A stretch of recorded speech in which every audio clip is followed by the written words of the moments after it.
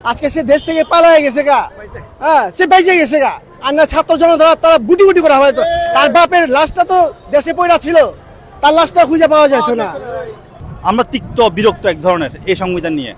ছাত্র জনতা যেটা আশা করে যে একটা বিপ্লবী সরকার গঠিত হবে এবং ৭২ যে সংবিধান আমাদেরকে যে আশা আকাঙ্ক্ষা পূরণ করতে পারে না, এটা আজকে সত্য। সেই সত্যকে সামনে রেখে অবশ্যই আমাদেরকে একটা বিপ্লবী সরকার গঠনের মাধ্যমে ৭২ সংবিধানের পরিবর্তে একটা বিপ্লবী সংবিধান আমাদেরকে অবশ্যই প্রতিস্থাপন করতে হবে।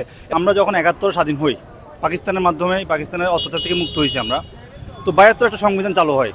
কিন্তু কার মাধ্যমে? এটা শেখ মুজিব, যে একজন নিজে বাকশাল কায়েম করার জন্য মূলত তার কি ৭৫ তার হত্যা হয়। সংবিধানের মাধ্যমে আমরা কখনো কি কোনো কিছু পাই নাই, কোনো একটা চেঞ্জিং আমাদের মধ্যে আসে নাই। আমরা তিক্ত বিরক্ত এক ধরনের এই সংবিধান নিয়ে। তো সংবিধান সংস্কার হোক। সংবিধানের এমন এমন পয়েন্ট আছে যেগুলো আমাদের আসলে এই জেনারেশনের সাথে খাপ খাচ্ছে না। তো আমরা চাই ২৪-এ সেই সংবিধানটা পরিবর্তন হোক এবং সংস্কার হোক।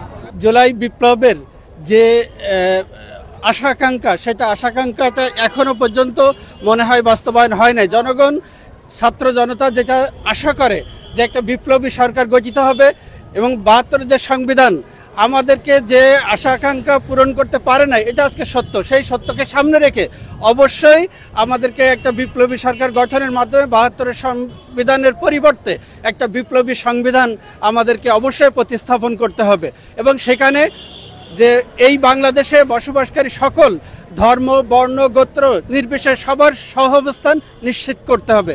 সকল ধর্ম, বর্ণ, জাতি নির্বিশেষে সবাই যাতে সবার অধিকার ভোগ করতে পারে, এটাকে নিশ্চিত করে একটা জনতার দাবি অনুযায়ী একটা সংবিধান নতুন করে রচনা করতে হবে। কারণ আমাদের ৭২ সংবিধান এখনো পর্যন্ত আমাদের আশা আকাঙ্ক্ষার প্রতিফলন ঘটাতে পারে নাই। আমরা ৭১ দেখি নাই, আমরা ২৪ দেখছি। শেখ হাসিনার যে অত্যাচার, যে স্বৈরাচারী করছে, আমরা সেটা অতিষ্ঠ হয়ে গেছিলাম। আজকে সে দেশ থেকে পালায় গেছে গা। হ্যাঁ, সে বেঁচে গেছে গা। আর না ছাত্র জনতা তারা গুটি গুটি করা হয়তো তার বাপের লাশটা তো দেশে পড়া ছিল, তার লাশটা খুঁজে পাওয়া যেত না।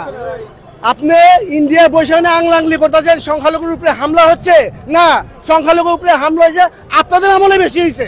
কিছু সাংঘর্ষিক বিষয় রয়েছে, এজন্য আজকে আমাদের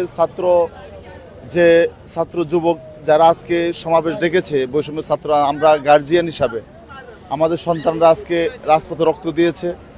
জুলাই গণ অভ্যুত্থানে আপনারা দেখেছেন কিভাবে রক্ত দিয়েছে তারা। এখন তাদের বক্তব্য হলো যে এখনও সেই স্বৈরাচার শেখ হাসিনার দোসররা এখনও রয়ে গেছে এবং তারা এখানে সংস্কার চাচ্ছেন এবং সংস্কারের মাধ্যমে সুষ্ঠু একটি ন্যায় বিচারের মাধ্যমে যাতে জুলাই হত্যাকাণ্ডের সঠিক বিচার হয়, সেজন্য তারা এই ছাত্রদের আজকের সেই বক্তব্য। আরেকটি বিষয় হলো যে ৭২ সংবিধানে কথা এখন বলা হয়েছে, ৭২কে আমরা প্রাধান্য দিব অবশ্যই।